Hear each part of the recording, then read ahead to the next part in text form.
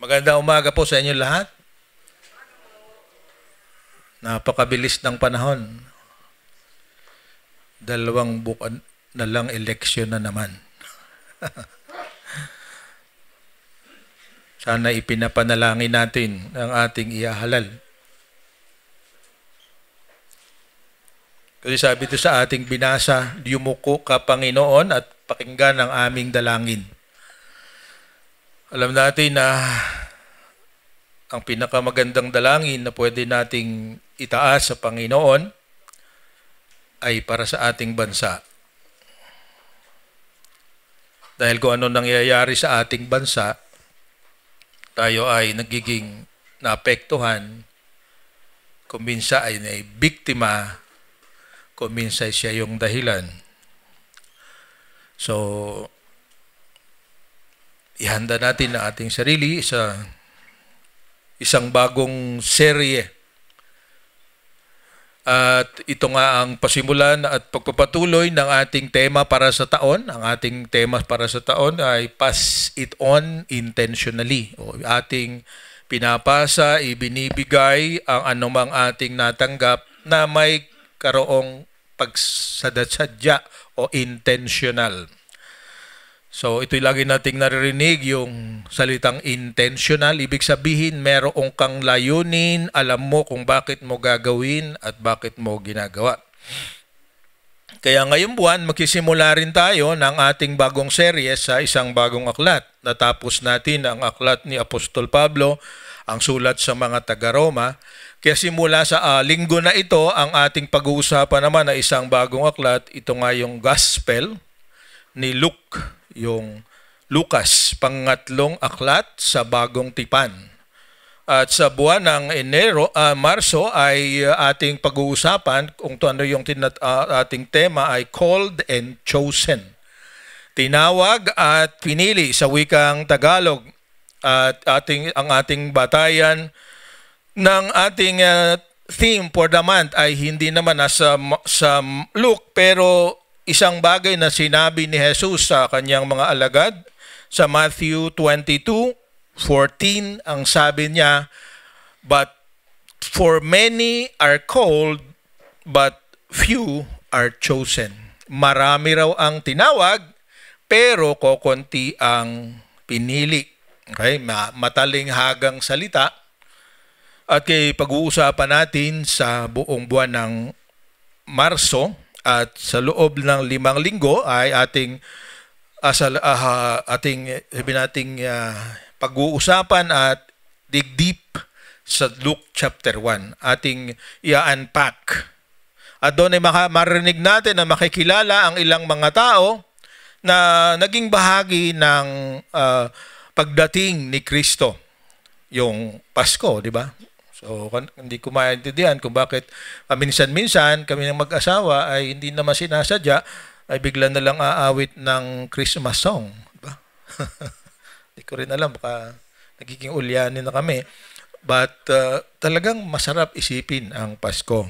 Kaya yung ating mga istorya hanggang sa Abril, sa halip na tungkol sa Holy Week, ay tungkol sa pagdating ng Kristo. Kasi kung hindi siya dumating, wala rin naman noong ating naanyahan. Hindi ko alam, malapit na yata yung yung Lent. Ano ba ang tawag doon sa Lent, sa Tagalog? Hindi, yung Quaresma, yung period of Lent. Okay? So, yun yung ginagawa noong ibang mga denominasyon. So, bakit Luke? Yun ang tanong. 4 ang Gospel, bakit Luke ang pinili natin? Isa lang ang dahilan. Kasi ang aklat ng Gospel ni Lucas ang pinaka-kompleto, comprehensive, complete, and best organized amongst the Gospels. Sa lahat ng Gospel, di ba, Matthew, Mark, Luke, and John, lahat ay may kanya-kanyang agenda o kanya-kanyang plot o kanya-kanyang dahilan kung bakit sinulat. Si Matthew, sinulat niya para patunayan na dumating yung pangako sa Israel na ipapadali ang Mesiyas. So, kanya ay yung the prophecy of the prophets ay nangyari sa pamamagitan ni Jesus. Yun yung kanyang objective. Si Mark, ang kanyang objective, ang kanyang plot, ang kanyang storya ay para ipakita na Jesus is God dahil sa mga himala na lahat ay halos naroon. Ang iba, karamihan ay naroon sa kanyang aklat. Si John, ang kanyang objective, Jesus is Lord. Kurios, sabi sa Greek, di ba? So, yun yung apat. Pero si Luke, ang kanyang objective, ang overview natin, ay si Luke nagpapatunay that Jesus is the Son of Man, anak ng tao, pero naging kabayaran. So, the book of Luke is not about the life of Jesus, but is about the death of Jesus. Kakaiba talaga itong aklat na ito. So, ngayong buwan na ito ay gusto kong ating maintindihan at ang ating layunin, yun, sa ating theme na called and chosen is to emphasize that every person is born with purpose and mission. So bawat isa sa atin, wala man ngayon, siya ipinanganak dahil meron siyang gagawin, meron siyang bahagi sa kaharian ng Diyos. At kahit na yung mga wala pa sa kaharian ng Diyos, meron silang may dahilan ng Diyos kung bakit nariyan sila. Okay? Yun ang ating isipin. If you were created and you are saved, yung unang purpose ay naganap ka na. Gusto ng Diyos, ang sabi niya sa 1 Peter 3:9 yata yun, di ba? Ang Diyos ay hindi nagmamadali sa kanyang pagbabalik, subalit nais niya ang lahat ng tao ay maligtas. 2 Peter 3:9 pala. So, walang isa mang nilikha ng Diyos na itinakda niya para mapahamak. Everyone is not an accident and everyone is what you call given opportunity to be saved. So, yan ang gusto kong matandaan natin. Every person is born with purpose and mission. Okay? The purpose is to glorify God and the mission is to be used by God para yung wala pa sa Panginoon ay makakita sa Kanya. So, for the month of March, nababaliktad ang ating dila, we'll take up Luke chapter 1:1 to 18. May isa pang katangian itong aklat ng Lucas o the Gospel of Luke. It is not only the most comprehensive and most complete gospel, but it is also the longest book in the New Testament. Pag pinagsama pa yung isang aklat na sinulat ni Lucas, which is the book of Acts, lalong malaki ang kanyang bahagi sa compilation ng mga aklat na bumuo sa tinatawag nating New Testament. Okay? So, ang tanong, sino ba ang author? Ang author ay hindi pangkaraniwang tao. Sabi sa Colossians 4:14, ang author ng aklat ay isang medical doctor, physician. So, isang doktor. Okay? So, hindi siya theologian, hindi siya anumang bagay na katulad ng iba sa atin. Ang kanyang profesyon ay isang manggagamot o physician. So, sa panahon nila, makikita natin, mayroon ang mga doktor. At isa si Luke sa mga yon. Isa pa, sa lahat ng mga writer ng gospel, siya ang hindi Hudyo. John is a Jew, Matthew is a Jew, Mark is a Jew. Siya siyang hentil. Kaya ang kakaiba sa kanya, siya nga ay hindi isang Hudyo, pero naniwala siya sa Hudyo na si Jesus at napakalaki ang role niya. So, para sa atin, may implication yon na hindi tinitingnan, sabi rin sa pinag-aralan natin sa Book of Rome, Book of Romans, there is neither Jew nor Greek. Hindi na tinitingnan ng Diyos ang ating nationality. Ang tinitingnan niya tayo ay kanyang nilikha. Lahat. So, Ang author na ito ay merong, sabihin natin, napakahaba ang panahon na kasama ni Apostol Pablo. So, yan yung mga ibang traveled with Paul.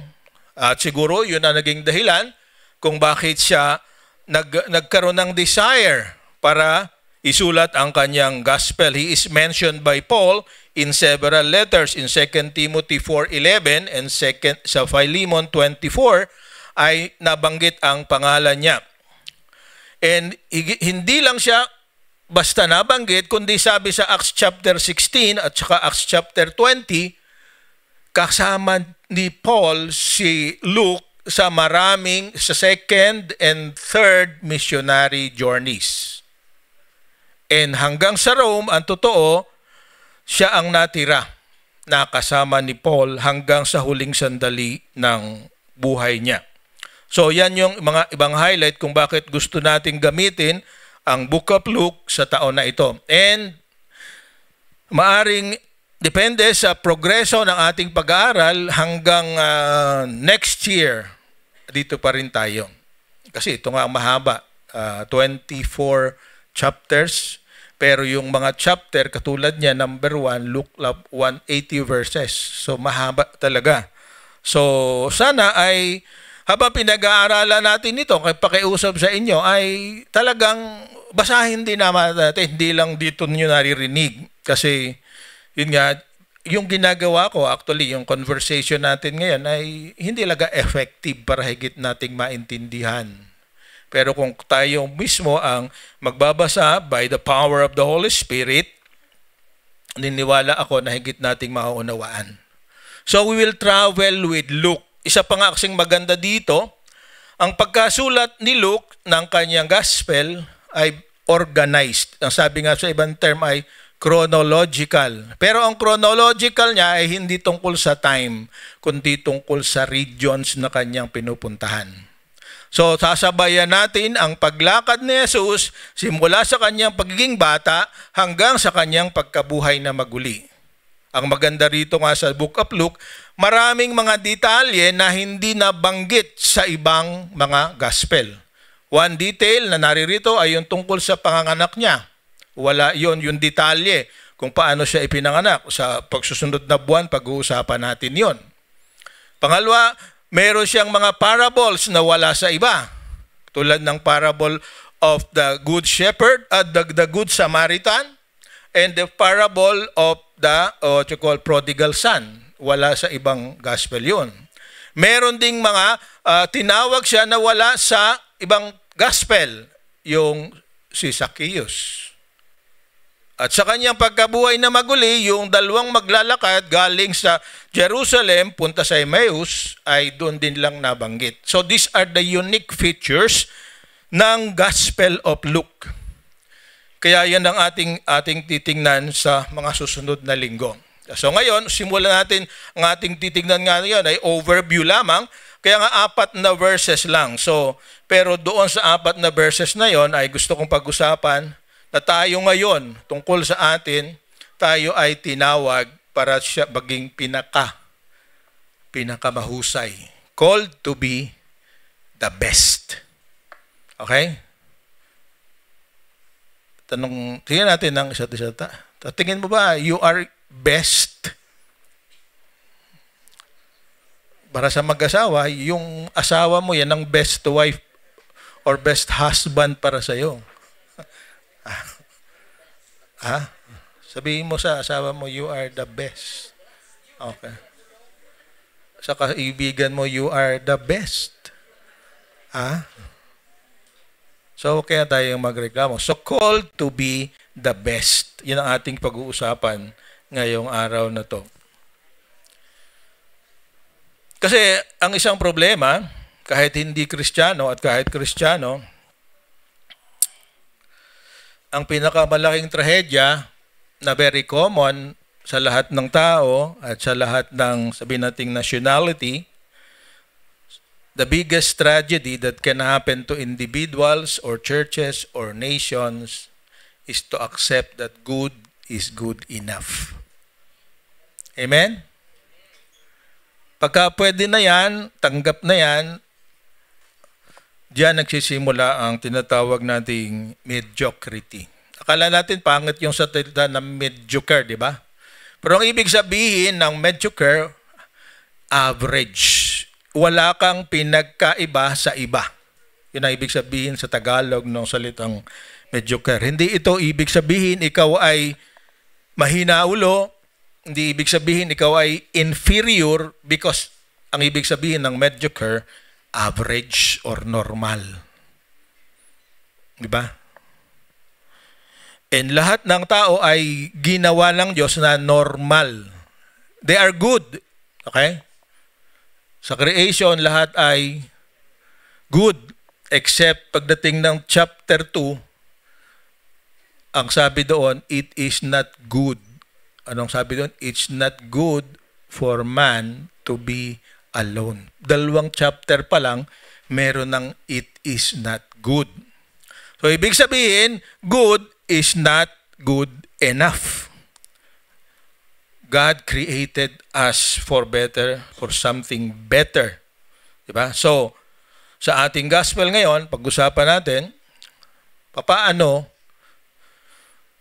bakit, at ano ang layunin ni Luke sa kanyang gospel. So, yun lang ating pag-usapan and then i-relate natin sa ating mga karanasan at gigit sa lahat sa ating mga gustong gawin sa ating buhay. So, basahin natin yung 4 na verses sa ating reference ngayon. So, sabi dito, many people have set out to write accounts about the events that have been fulfilled among us. They use the eyewitness reports circulating among us from the early disciples. Having carefully investigated everything from the beginning, I also have decided to write an accurate account for you, most honorable Theophilus, so you can be certain of the truth of everything you were taught. Okay, yan ang apat na verses yan, pero sa original Greek, isa lang verse yan. Okay, so ating pag-usapan ngayon. Sabi diyan, marami ng mga nagtangka o gumawa.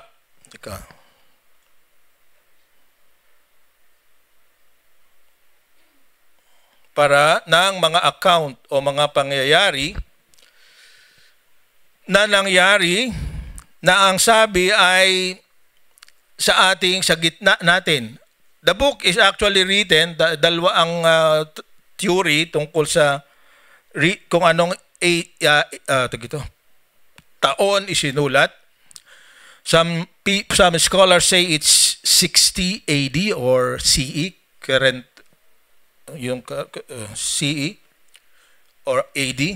Okay? At ang pangalawa is between 80 and 90 AD. I would tend to believe that the first date is more accurate, yung 60 AD. Because tradition says that Luke was present when Paul was beheaded by Nero. So that should be about 70 or so AD. Okay? O even earlier. So kung nangyari yon, hindi pwedeng 80 AD. Pangalawa ay si Luke ay ipinanganak, sabi sa Syria, sa city of Antioch, isa ring pinuntahan ni Paul noong 1 AD. And tradition also says that he died 84 AD in Rome after seeing Paul beheaded. So yun yung mga nakalap kong information tungkol sa kay Luke, isang doktor. At sa 2 Timothy chapter 4, ang sabi nga noon ni Paul, may sinulat siya na sabi niya, si Luke na lang ang natitirang kasama ko. Okay? Nakasama siya sa kulungan ng second imprisonment ni Paul sa Rome.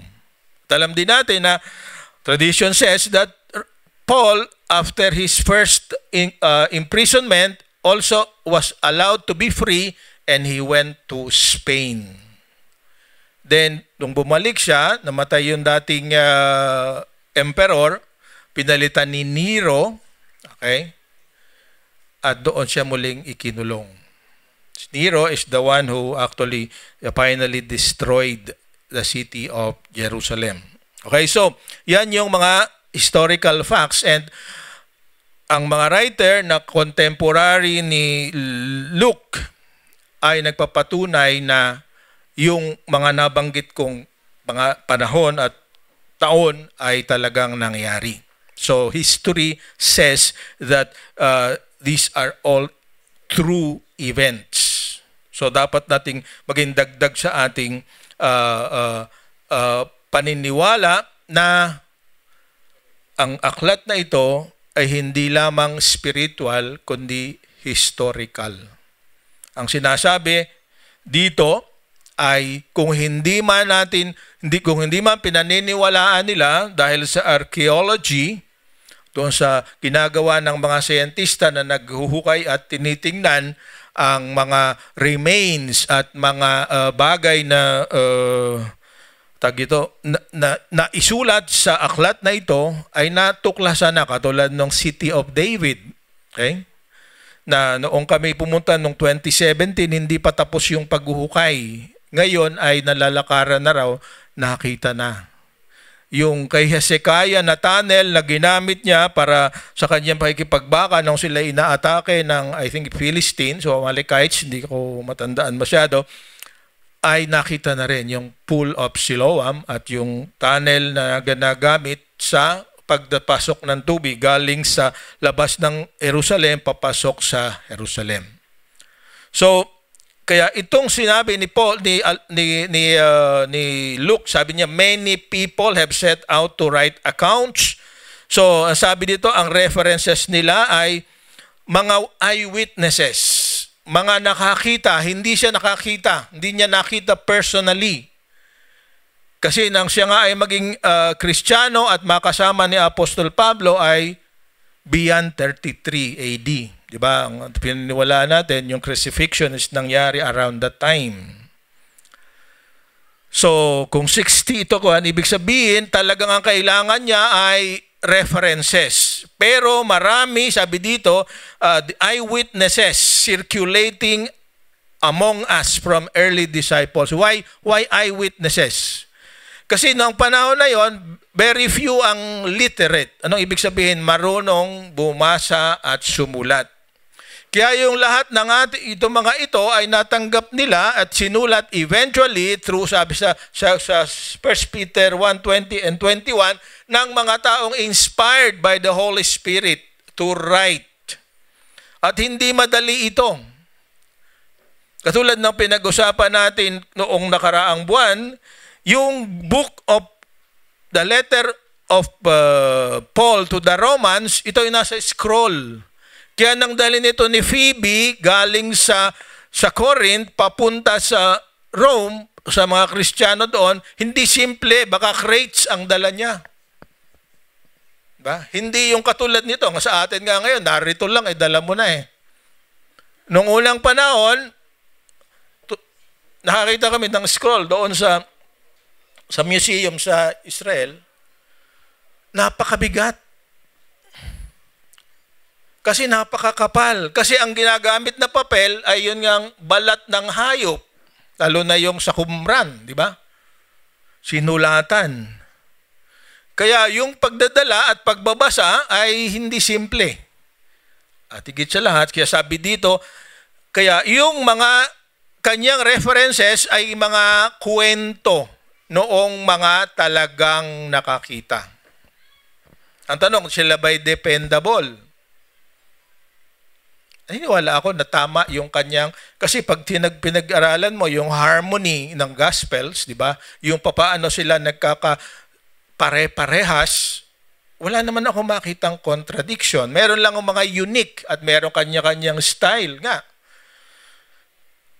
For example, si Mark, ang kanyang lagi immediately after, lahat sa kanya events. Si Matthew naman, lahat ay, and this prophecy happened. At pag tiningnan mo uli, yung gospel ng John, iba sa lahat, di ba? Yung tatlo, ang sabi natin ay parang, meron term, nakalimutan ko na, ano pastor, ang term dos tatlo? Synoptic, di ba? Ibig sabihin, nagkakaisa. Pero yung style at writing ni John ay iba sa lahat. Okay? Kaya nga yung mga Muslim, nababasa ko itong isang libro, nakita ko, inuwi ng hipag ko galing sa trabaho siya sa Libya. Yun daw, Book of John is a fabrication of the Roman Catholic Church. Hindi raw talaga yun part. So, yun lang ang nabasa ko, pero hindi ko alam na kung saan. Tinago ko kasi yun, dinekwat ko yun. Hindi ko na makita ngayon. Nawala tuloy. Kasi pakalat-kalat lang eh. O, nagko-confess ako pero dahil meron ako magandang objective, pero kasalanan pa rin yun. So, I'm not perfect. Naamin ko yun. Nangupit ako ng libro na dala-dala ng ipag ko, pero nakakalat lang kasi eh. Pinulot ko. Forgive me, Lord. So, ito rin ang ginawa. Merong mga tradition, merong mga narinig si Luke, at ang sabi niya, eyewitness reports. Pinagsama-sama niya. Is he qualified? Yes, kasi di ba ang mga doktor, di ba, ito, natutuwa ako na naiinis, di ba? Doon sa mga doktor at mga nurse. Bago sila ngayon magbigay ng anumang gamot, ang haba ng binabasa nila. Tiniting nila yung history, ano bang ibinigay na dito, ano ang nangyari, ano yung vital signs na nagbago, ano pa. So, yun din ang ginawa ni Luke. Bago niya isinulat at higit sa lahat, he was guided by the Holy Spirit. Di ba? Higit sa lahat, meron siyang objective na dahilan at meron siyang specific person na pagbibigyan. And that specific person is no ordinary person. He is a person of authority. His name is Theophilus. Sabi sa Acts ganun din, di ba? I have decided to write an accurate account for you, most honorable Theophilus. Okay? Hindi ibig sabihin yung ibang sinulat na naging reference niya. It is proven that some of the things that he wrote was already written by Mark. Di ba, Pastor? And then, pinagsama-sama niya. So, ganon ang ginawa niya. So, is it accurate? I think it's more accurate kasi may reference kang narinig, may reference kang nabasa. So, ito'y hindi punga ng sandaling pag-aaral lang. Ito ay bunga ng kanyang ganap na pagsasaliksik. At ngayon, Theophilus, sabi ay he is a person who has authority, that who has believed Jesus, who has accepted Jesus as Lord. Kung meron kayong panahon, type nyo sa YouTube, eyewitness. Meron doong mga karakter na naririto sa Bible at yung objective noong eyewitness is to read the mind of those who are in the Bible. So, nabuksan ko yung Theophilus. Susunod na linggo ay yung tungkol sa ano bang naisip ni Mary noong kausap niya si Gabriel. At this is enacted by some artista. And one of them is a Filipino. Yung sa Holy Week, ang isang nag-enact, hindi ko matandaan kung si Judas o si Peter ay Pilipino. So, if you have time, search YouTube, type eyewitness. Meron siyang series. EYEWITNESS. Ang objective is to read the mind and what is in the heart of those people who are mentioned here in the book, in the New Testament. Okay, so, pag tayo mapalayo, sabi dito, yun nga, bakit ko isinulat? sapagkat gusto niya, sabi niya, you can be certain of the truth of everything that was written. Okay? So kung ito ay sinulat para sa mga katulad nating hindi Hudyo, because Theophilus is a name, ang ibig sabihin niya, lover of God, Theos and Philos. Tayo na nagmamahal kay Jesus, parang sa atin isinulat ito para maintindihan natin kung ano talaga ang ating pinaniniwalaan. Why is it important that we know what we believe? Because what we believe determines our final destiny. Amen? Kung anong pinaniniwalaan mo ngayon, yun ang magiging dahilan kung saan ka malalagay, kasi bawat isa sa atin ay eternal. Ibig sabihin ng ating kaluluwa ay will continue to exist. Ang pinag-uusapan lang, where will that soul exist?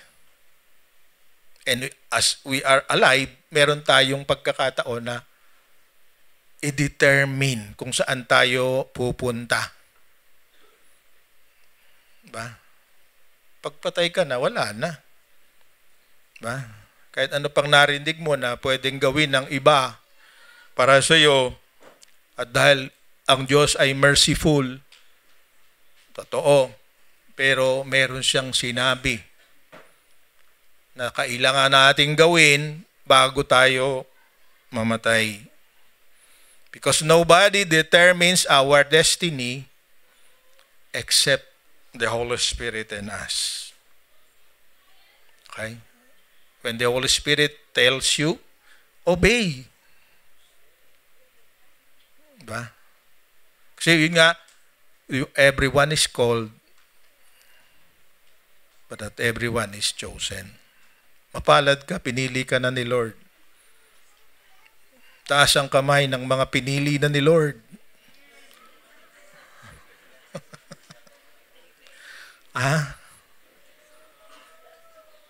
Yung iba, alanganin. Narito ko ngayon dahil you were convicted by the Holy Spirit. So, in summary, maiksi lang ang message natin ngayon. What are the distinct features of the Gospel of Luke? Una, it is based on testimony of refutable witnesses. Mga mapapagkatiwalaang saksi, eyewitnesses. Pangalawa, organized and arranged in geographical sequence. So kung para tulad ng illustration ko kanina, pag binasa mo ito, para kang kasabay ni Jesus na lumalakad at nakikinig ka sa kanya, inoobserbahan mo ang ginagawa niya. Okay? 'Di ba? 'Yun ang pinakamasarap kasi pag siya ang sinusundan mo, 'di ba? 'Yun ang ikaw tunay na alagad, 'di ba? Sabi natin, a disciple is someone who follows Jesus. We cannot do that now physically, but through the Bible and through the Gospel of Luke, we can walk what Jesus walked. We can reach what he reached. We can touch what he touched in the eyes of faith. So pangalawang feature ni po, sabi nyo, pangatlo pala, use the best grammar and syntax that compares favorably with the Greek literature in his day. Medyo mabigat yan. Sabi nga nila, yung pinakamabigat na chapter na ginawa ni Luke ay Acts chapter 27. Tiningnan ko, simple naman yung istorya, pero yung mga salita daw na ginamit niya ay yung mga Greek words na sabi nating pinakamataas. Most profound words. So, kaya kung ito'y sinulat sa grammar ng mga tao na may karunungan at nakakaintindi, ibig sabihin, iniisip niya na bawat isa sa atin to the power of the Holy Spirit can also understand this. Because this is written in the language doon sa panahon nila na ang Greek ang dominant language, hindi pa Latin. Kasi Greek pa noon, na sinimulan ni Alexander the Great. Di ba? Alam nyo, ang pinakamalaking library, which is in Alexandria in Egypt, was actually the work and the what you call the plan na ginawa ni Alexander the Great. Okay? Before Jesus arrived. Okay? So, yan yung mga katotohanan. Then, and lastly, the primary purpose is to help the reader know the exact truth. Ang ano ba exact? Eksaktong katotohanan. Naririto, sabi sa 'di ba sa Senado, sa hearing sa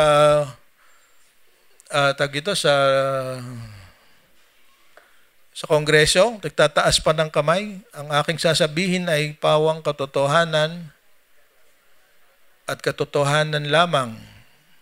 Pero marami may amnesia, di ba? Kasi yung totoo ngayong araw na ito, bukas ay iba na, di ba? The gospel is not like that. What is written here is dependable.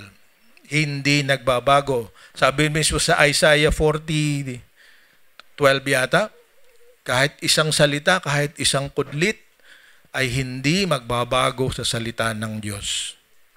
Sabi niyo, nawala sa translation, iba-iba yung translation, still, the original is the same. At kapag sinaliksik natin, binalikan natin, makikita natin na it's the same. Of course, yun nga, may mga translation ngayon, tulad ng sinabi sa atin ni Kuya, ano pangalan ito? No Sunday? Ni Kenneth. Hinihintay ko pala si Kenneth, hindi pa pinapadala yung hinihirang kong files. Okay? Na yung Z Generation Gospel. Tama ba? Sino narito? Absent yata kayo lahat no Sunday. Ako rin hindi ko na matanda. Ano? Gen Z Translation, di ba? Stripper daw si Jesus. So kahit na ganun at meron nagbabago, alam natin, the Bible is infallible. The Bible is true. Yung iba ayaw tanggapin, kaya pinapasukan nila ng iba. So, kaya, ano ang gusto ko kay Luke? Bakit ito ang ating title ngayon ay, nasaan na yan? Balik nga natin. Called to be the best. Because God provided everything that we need for us to be the best, to be excellent. Okay? Para meron ako na miss. Mamaya sa conclusion na pala yon. Na slide. Okay? Ayaw niya na tayo ay manatiling tayo ganyan lamang. Okay? At nasabi ko na yan ng ilang beses na ang aking reference pa nga ay si Pastor Ed Lapis. Okay? You should be a better version of our parents. Dapat ang generation natin ay mas maganda, mas mahusay kaysa mga nauna sa atin. Yun ang desire. Yun ang desire ko sa aking mga anak. At kahit sa aking mga apo. That they will be a better version of their parents. Dahil yun ang gusto natin. So, ang tanong, why should we be the best all the time? And I want to credit Dr. Chuck Swindoll. Kinuha ito yung mga ideas na ito. Okay? To be the best is to be excellent. Excellent and perfect are not the same. Tandaan natin yon. A person is excellent when he is able to do something beyond what is expected of him, considering his, let's say, background, considering his resources, considering his, let's say, intelligence or personality. Yun ang ibig sabihin ng excellent. Nahigitan mo yung mga inaasahan sa iyo batay sa iyong kung anong meron ka, ano ang kaya mo. That's excellent, di ba?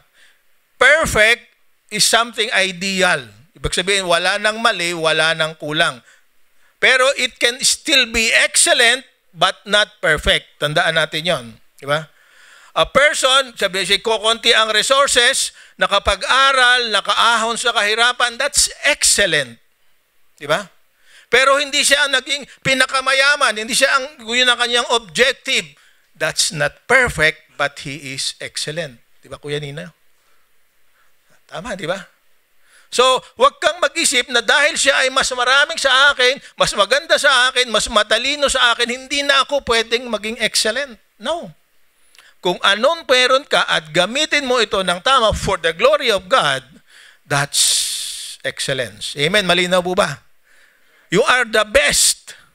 Kasi kahit ganyan ka lang, nakadeliver ka ng something that is glorifying to the Lord. So the measurement of excellence is how the Lord sees what you are doing and what you have achieved. So, sabi ni Chuck Swindoll,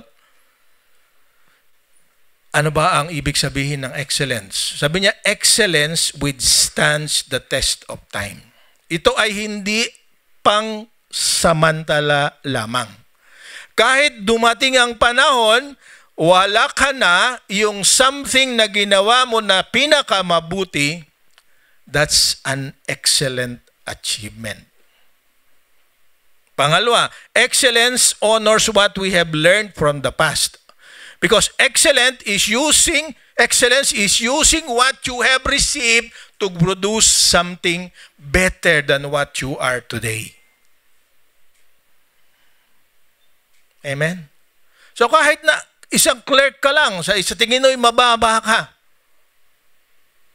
But if you deliver something better than the others, you are excellent. Kasi katulad ng isang clerk, yes, natatapos niya yung report, pero laging late. May excellence ba? Diba? Sabi ng boss mo sa iyo, kailangan ko yung kahapon. Ngayon mo lang dinala. Pagka nagawa mo on time, kahit clerk ka nga lang, pero yun ang maging reference ng mga boss mo sa kanilang desisyon, di ba? Kung anong sinulat mo, kaya huwag mong gawin na, anong tawag doon? Ganyan-ganyan lang. Kasi your future and the future of the company that gives you your salary depends on your work. Kahit clerk ka lang, sabi mo sa sarili mo. Ang desisyon nila, batay sa ginawa mong report. Kaya huwag kang mahiya. Do it right, do it on time, because their future depends on you. So sabi nito, learn from the past, di ba? Yun ang excellence. Huwag mong maliitin yung bahagi na ibinigay sa iyo ng Diyos. Kasi pag ginamit mo ng tama yun, maraming mapapagpala. Amen? So huwag nating isipin, hindi ako graduate sa kanyan, hindi ako ganito, hindi ako ganyan, wala akong ganyan. Kung anong meron ka, yun ang isusulit mo sa Panginoon. Kung anong nangyari, well done, good and faithful servant, di ba? Parable of the talents. Hindi niya hinanap yung hindi niya ibinigay. Merong binigyan ng 5, merong binigyan ng 2, merong binigyan ng 1. Sino yung excellent? Hindi yung marami, kundi kung ano yung na-produce noong ibinigay ng Diyos. Kaya kung anong meron ka ngayon, what we received and what we learned from the past, that will determine if we are excellent or not. Si Luke, inorganize niya, so he is excellent para tama yung ating pinaniniwala. Pangatlo, excellence recognizes what is important and takes care to preserve it. So, iniingatan niya na kung ano at ini-identify ang mahalaga. So, siguro ang daming manuscript ni Luke bago nagkaroon ng final version. Sa atin, di ba? Sa atin ngayon, kahit na cellphone, di ba? Laging, halimbawa, Excel 1, Excel 2, Excel 3, Frog software, di ba? Excel 4. Para rin cellphone, iPhone 1, 2, 3, 4, 5, 16. Pagkabili mo ng 16, may 17 na. Di ba? Ganun ang talagang progreso. Ibig bang sabihin, walang kabuluhan yung sa akin yung iPhone 11 eh. Bigay pa ng apo ko. Ayaw na niya kasi. Pero it still works. So excellence is using what you have for the benefit that you want to create. Pangatlo, excellence pays attention to details. Yung maliliit na detalye. Yung mga taong matalino, nakikita yung sa forest from the trees. Na-identify nila kung ano yung important, yung urgent, at saka yung sabi nating yung critical few but irrelevant many. Ba? So ang excellence ay doon sa nakakita na ito pala ang madaling solusyon, ito yung tama. Sa ibang salita, he is able to define what is the problem. So what is the problem? Hindi sinasabi ni Luke na hindi tama yung mga accounts na nauna. Pero hindi sila kasing organized ng gagawin ko. Di ba? Sabi niya, many people have set out to write accounts about the events. Hindi niya kino-question yung events. Inaayos niya lang pahirahigit nating maintindihan. Tayo rin naman, kailangang ayusin natin ang ating tinatanggap para maipasa natin sa iba. Anong tamang kaayusan? Dapat ang apang naririnig ay nakikitang ginagawa natin. Diba?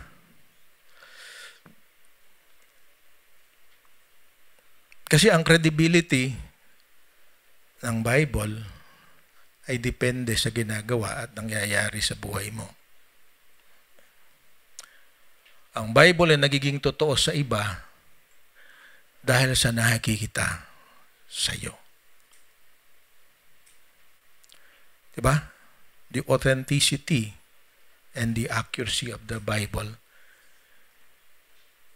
depends on the life of those who believe in the Bible. Panghuli, sabi niya, excellence accepts its duty to care for the welfare of others.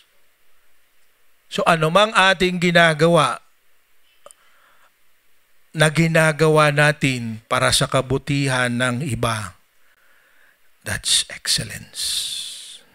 So excellence always goes with sacrifice. Hindi ko makalimutan ng sinabi ng aking tatay.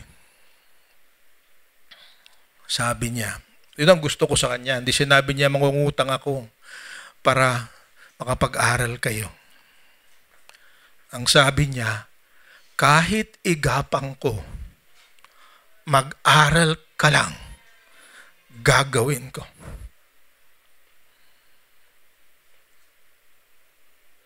So kung ano yung kaya niya. Pero yun nga, ginawa na ni Lord ang lahat para sa iyo. Ang tanong, anong ginagawa mo ngayon na nakinabang sa ginawa niya? Are you being excellent? What is your agenda? Isang agenda natin to make disciples who make disciples. At sino yon? Ating asawa, ating anak, at lahat ng darating pa. So how do we begin? Ang pinakasimple na pwede tayo maging excellent, it's between you and God. Noong Thursday, pakaliwanag yung pinag-usapan namin. Yung style ng isang pastor. Ito dapat din natin ginagawa. Kung gusto natin, mahal natin ang sino man, ating mga magulang, ating mga kaibigan, ating mga kapatid. The first step para tayo maging excellent sa pag-share ng gospel sa kanila is prayer. Narinig niyo? Ano yan? Okay. Prayer. And what do you pray for? Yun ang tanong.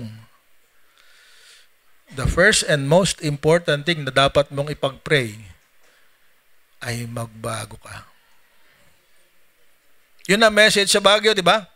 You cannot do anything to lead other people if you are the one who is not following Jesus. So it is being before doing. Babaguhin ka ni Jesus para magbago ang iba. So you pray na baguhin ka talaga ng Panginoon, that your priorities will be Jesus' priority. That your mission is Jesus' mission.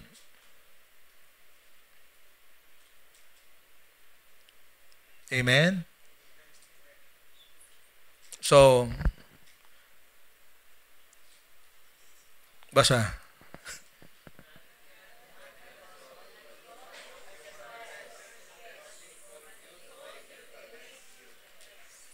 Okay. Pare-parehas tayo dyan, di ba? Tayo tinawag dahil tayo mabuti, tayo magaling. Pero kung talagang tayo ay tinawag niya, and we are chosen, He will make us the best. Huwag niyo lalagyan ng A, ha? The beast. Ha? Yes, you are beast before.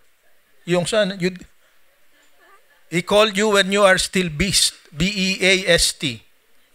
Amen? Play on words. Pero totoo. Hindi ko makalimutan sa Baguio na sinabi ni Jim Putman. He is yung merong ginagawa sa kanya. Hindi ko maganda kung si Putman o si Pastor Scott Harris. Sabi niya, he is what you call awakening the beast in me. Tama ba? Beast? Or the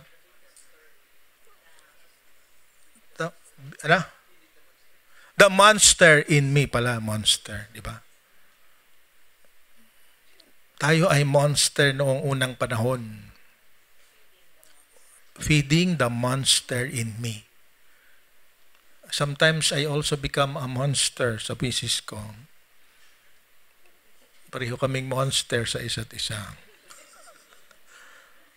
But he is trying, but we are trying to be the best, not the beast. So kung meron man tayong matatandaan ngayong araw na ito na lang. Hindi ako tinawag ng Diyos dahil ako ay mabuti, pero gagawin niya akong pinaka-mabuti. So ngayon, meron tayong 10 minutes. Pwede pa naman. Reflection. So, pair by pair na lang. Okay? Pair by pair. Sagutin natin yung dalawang tanong.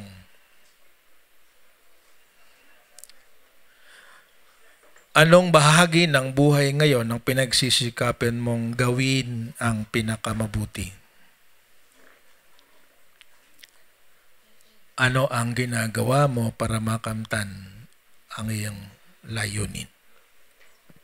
Okay?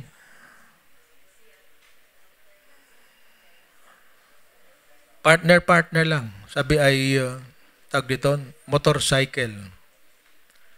So kung wala kang kapartner, humanap ka ng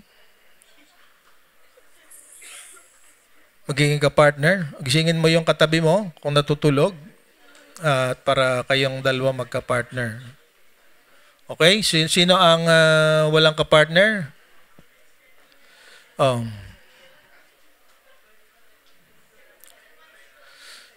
Dalawa lang ha. Kung ayaw nyo ng asawa mo, may problema kayo.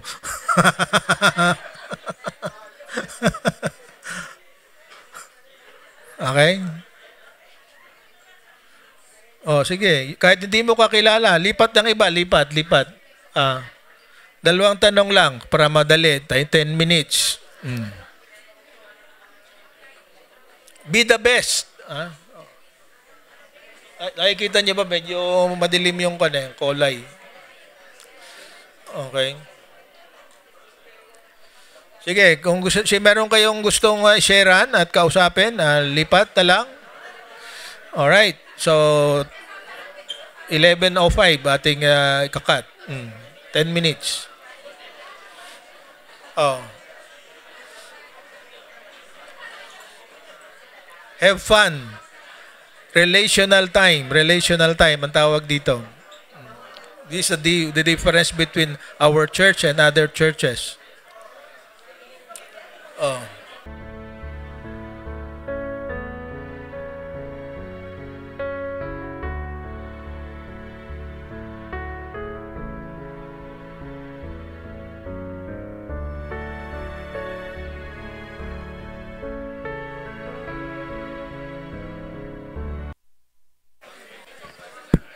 Yan. Okay, thank you. So, okay na kayo? Okay na? Pray nyo yung katabi nyo at sabihin na you are excellent.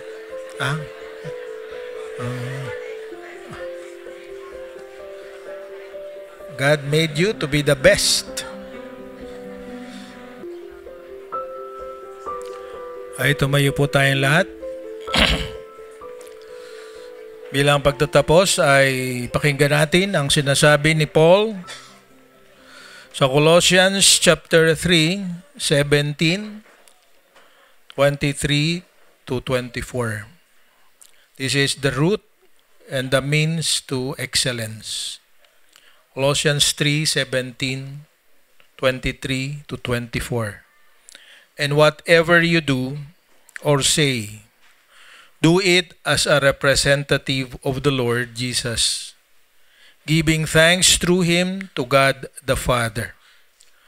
Work willingly at whatever you do, as though you were working for the Lord rather than for people.